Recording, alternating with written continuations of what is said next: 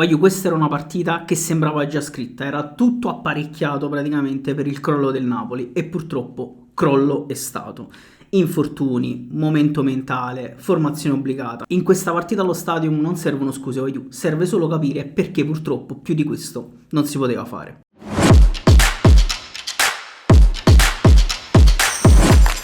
Bella, bentornati in questa nuova puntata di Calcio Espresso, ragazzi, bentornati nelle mie analisi a freddo. Oggi naturalmente analizziamo Juventus-Napoli 3-0, ragazzi. Purtroppo questa batosta, questa mazzata, queste coltellate che ci sono state date ieri alle 6 allo Stadium a Torino. Partita che, come ho detto, sembrava già scritta, già apparecchiata, ma partiamo dalle due verità scomode che vi voglio dire. La prima in assoluto è che tutti in Italia adesso sono felici. Siamo capaci di mettere d'accordo tutta Italia perché quando il Napoli crolla sono tutti contenti. E così è stato, purtroppo è crollato per tanti motivi che adesso andiamo naturalmente ad analizzare. La seconda verità scomoda, ragazzi, è che chiaramente il Napoli arrivava allo stadio in totale piena emergenza, con una condizione mentale complicata, una condizione fisica deficitaria perché siamo stanchi sostanzialmente e con una formazione totalmente obbligata perché oltre alle partenze di Luca e Lang ci si è messo tra virgolette anche Conte, su cui sono assolutamente d'accordo perché in tutto questo aggiungo che Giuffredi ha rotto i coglioni e ve lo dico proprio così,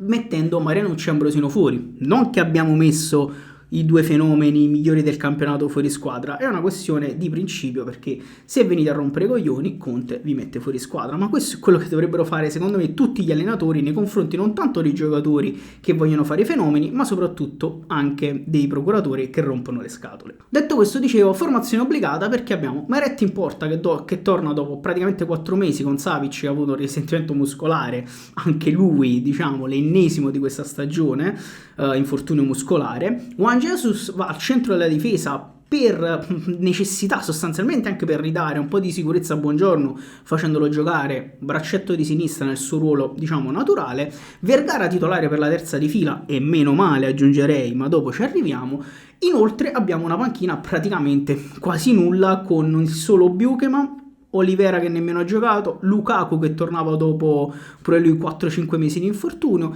e Giovane che era arrivato praticamente 2 ore prima. Ma andiamo a vedere i dettagli di questa partita, ragazzi, perché i dettagli fanno sempre la differenza, partendo dal presupposto che il Napoli è comunque riuscito a restare in partita per almeno un'ora, ma detto ciò andiamo a vedere perché in realtà il primo tempo inizia con una Juve che naturalmente parte forte, parte arrembante, cerca di schiacciarci, cerca di trovare subito l'episodio. Il Napoli cerca di tenere botta, tendenzialmente ci riesce, un po' a fatica, però a un certo punto riesce comunque a rallentare il gioco e a prendere un pochino in mano il pallino del centrocampo, seppur con qualche errore tecnico che purtroppo ultimamente sarà per la stanchezza, sarà per una questione mentale, diciamo ce ne sono sempre un poco troppi di errori tecnici, ma comunque riusciamo a rallentare il gioco e proviamo a prendere un pochino in mano la partita. Uno dei primi segnali, ragazzi, che la partita sarebbe andata comunque storta, come ripeto era tutto da previsione, è che al 10° minuto, ragazzi, Lobotka sbaglia un pallone clamoroso al limite dell'area, fa un errore clamoroso che porta Coensenza al tiro e lì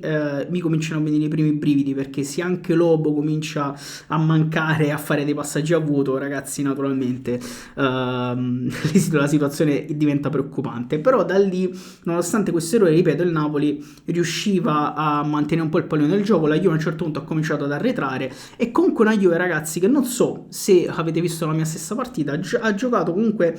per la maggior parte della partita difesa e contropiede ed è una cosa che è riuscita a fare anche naturalmente nel primo tempo perché da una ripartenza tendenzialmente che nascono dalle ripartenze che nascono le situazioni più pericolose della Juve per poi arrivare al primo episodio naturalmente che svolta la partita. L'episodio che poi rompe l'equilibrio della partita è arrivato in realtà poi dopo un palo clamoroso di Thuram che aveva trovato un tiro a giro spaventoso e anche una cavalcata di Vergara con un tiro poi strozzato, insomma è facile da parare per Di Gregorio.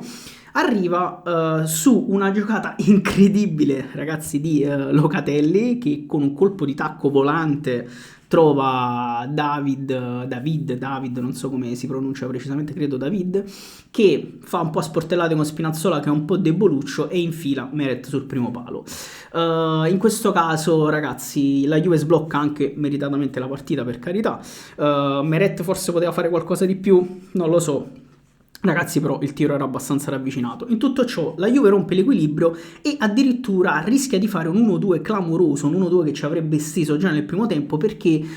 con un'altra ripartenza, dopo che noi cercavamo di imbastire confusionariamente qualcosa, Coesensao si trova allucinantemente, posso dire, da solo in area di rigore contro Meret, lo infila sotto le gambe e poi Buongiorno fa un salvataggio clamoroso sulla linea, ragazzi, fortunatamente, perché ci evita in questo caso di essere totalmente ammazzati nel primo tempo e di restare ancora in partita. Napoli che resta in partita, Napoli che però tiene un po' il pallino del gioco al centrocampo, il pallino del gioco nel senso che riesce a palleggiare ma comunque in maniera abbastanza sterile, una Juve che arretra tranquillamente, contiene, toglie tutti gli spazi e non ci fa attaccare molto facilmente, insomma né sugli esterni né centralmente, ma al 39esimo abbiamo un episodio clamoroso, ragazzi, clamoroso, perché non potrete mai togliermelo dalla testa, ho cercato di analizzarlo più a freddo possibile, ma l'abbraccio di Bremer su Højlund è assolutamente calcio di rigore. Io non so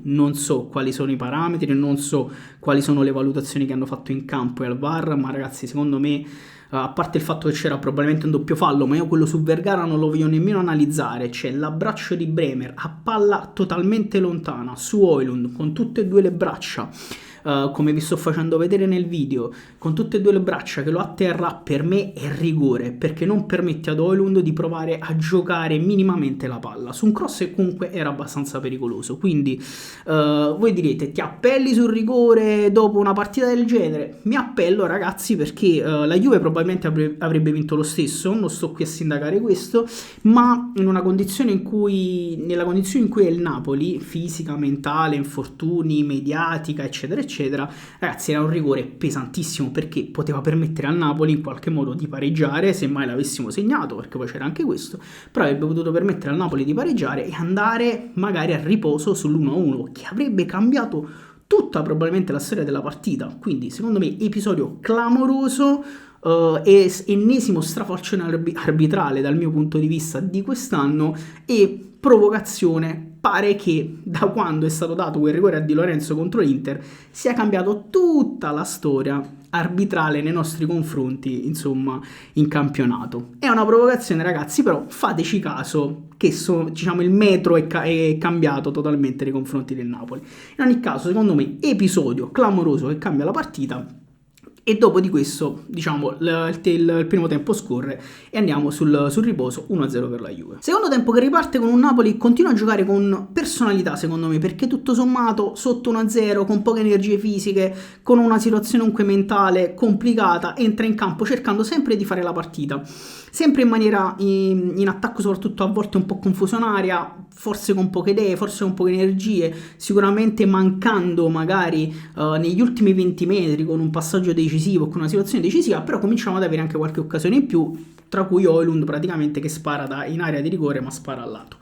Quindi, ripeto, Napoli con personalità e la Juve che dal mio punto di vista personalissimo pare voglia più difendersi che attaccare, e lo dimostra anche lo stesso Spalletti, che per carità magari la sua interpretazione per voi o per qualcun altro, per i tifosi juventini, sarà stata geniale, ma a un certo punto toglie Coesensao e non mi ricordo chi in attacco, comunque attacco al centrocampo, per mettere Cabal e Kostic, che per me sono cambi sostanzialmente difensivi. Conte risponde facendo esordire Giovane, che ragazzi, ve l'ho detto, è arrivato 5 minuti prima praticamente, quindi fa esordire un giocatore senza nemmeno un allenamento con la squadra, e si vede insomma Giovane anche nelle prime giocate ha fatto veramente poco, ma anche perché non ha minimamente nemmeno il feeling con i compagni di squadra, e penso sia anche normale e logico, togliendo Elmas, che è una scelta comunque abbastanza coraggiosa, perché lascia in campo Vergara, che naturalmente è più offensivo e meno equilibratore di Elif.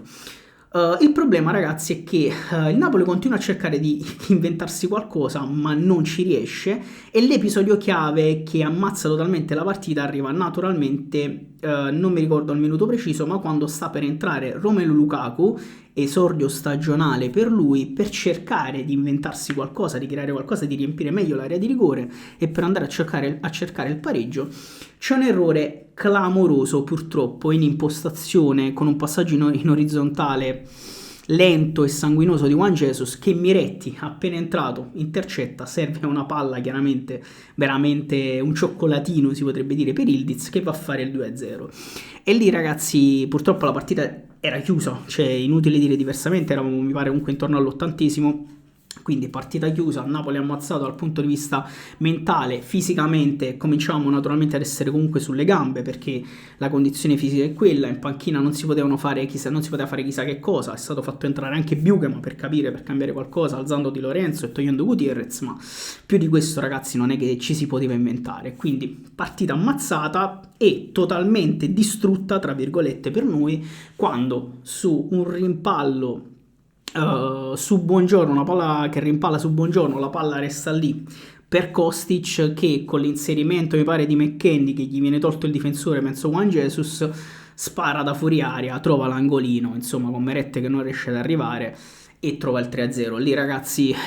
la partita già era finita, lì è stata ammazzata, anzi là dal mio punto di vista siamo stati anche relativamente bravi dopo a cercare di non prendere il quarto e il quinto perché chiaramente mentalmente il Napoli se n'era proprio andato a quel paese. Insomma ragazzi non ci sono chissà quante scuse, anzi non ci sono scuse per aver perso 3-0 allo Stadium se non qualche alibi e questo quantomeno possiamo concedercelo per tanti motivi, ma la sensazione che resta da tifoso ragazzi per me è chiara. Io ho visto Napoli sputare sangue in campo, dei ragazzi sputare sangue in campo finché hanno potuto e cercare di restare in partita finché hanno avuto energie. Questa è almeno la sensazione che è rimasta a me dopo un 3-0 comunque molto netto a Torino. Quindi la tempesta è stata più forte, la Juve ha naturalmente meritato, qui non stiamo dicendo il contrario, ma il Napoli ha cercato di tenere botta finché ha potuto. Quindi con questa condizione, con questi infortuni e la rosa decimata, ragazzi io penso che più di questo non si poteva fare perché comunque continua a girare un po' tutto storto, naturalmente qualcosa ce lo chiamiamo noi, qualcosa gira storto per altri motivi, però un rigore non dato, un errore grossolano di Juan Jesus e la partita purtroppo è stata indirizzata verso il crollo totale, ma ripeto, io penso che il Napoli più di quello che ha fatto ieri non è che potesse fare. Parlando dei migliori e dei peggiori in campo ragazzi, che cerco sempre comunque di, nonostante la sconfitta, di trovarvi dei migliori in campo, in realtà io ne ho anche due. Il primo è Vergara, ragazzi, Vergara che fa la sua terza partita da titolare, secondo me veramente io continuo a non spiegarmi perché questo ragazzo abbia giocato le prime 15-20 partite, scarsi 5-10 minuti in totale, è un ragazzo che ha fame, dribbla, corre, copre, ha delle giocate tendenzialmente da veterano, sostanzialmente fa 80 minuti quasi veramente veramente di alto livello e in assoluto il migliore in campo per la squadra, quindi è un ragazzo che spero continui a meritare la fiducia che sta avendo perché in questa piena emergenza finalmente abbiamo capito che Vergara può essere comunque il futuro di questa squadra. Il secondo migliore in campo per me del Napoli, nonostante i tre gol subiti, voglio metterci Buongiorno ragazzi perché l'ho massacrato in questi ultimi mesi, mentre devo dire che ieri è tornato ad essere un po' il giocatore che avevamo un po' imparato a vedere. Fa un salvataggio clamoroso sulla linea, il che gli fa alzare tra virgolette il voto, ma in realtà anche nelle chiusure, negli anticipi, nelle giocate mi è sembrato un po' più sicuro, quindi per una questione di fiducia, per dare fiducia al ragazzo, anche se figurati se si guarda questo video, dicevo, io lo considero uno dei migliori in campo. Mentre per i peggiori in campo, ragazzi, io vado a mettere Juan Jesus, nonostante in realtà, ragazzi, io non lo vado a crocifiggere, è uno dei peggiori in campo purtroppo per l'errore grossolano sul secondo gol. Purtroppo ne è un macigno, un errore che pesa enormemente sulla gara, quindi naturalmente lo devo mettere per forza tra i peggiori in campo, ma ragazzi vi ripeto, è più per l'errore che per altro, perché poi in realtà ha fatto comunque una grande partita lo stesso Juan Jesus. Il secondo peggiore in campo è Meret, ma forse perché ha sbagliato qualcosa di troppo con i piedi e non era forse tanto sicuro, forse poteva fare qualcosa di più sui gol, però possiamo crocifiggerlo dopo 4 mesi fuori dal campo, rientrato titolare in una partita come quella a Torino, in questa situazione catastrofica? Secondo me no. Lo metto tra i peggiori, ma semplicemente per dei dettagli. Conte ha detto una cosa su cui sono molto d'accordo comunque, ragazzi, siamo su una barchetta tra le onde altissime in piena tempesta, ma mollare ora sarebbe totalmente imperdonabile, perché l'obiettivo adesso è restare aggrappati al gruppo Champions e cercare di arrivare assolutamente tra le prime 4. Non sarà facile, bisogna guardarsi alle spalle, lasciare perdere chi c'è davanti e cercare di fare i punti. E noi tifosi, dobbiamo fare una sola cosa, cercare di restare accanto a questi ragazzi che nonostante tutto, nonostante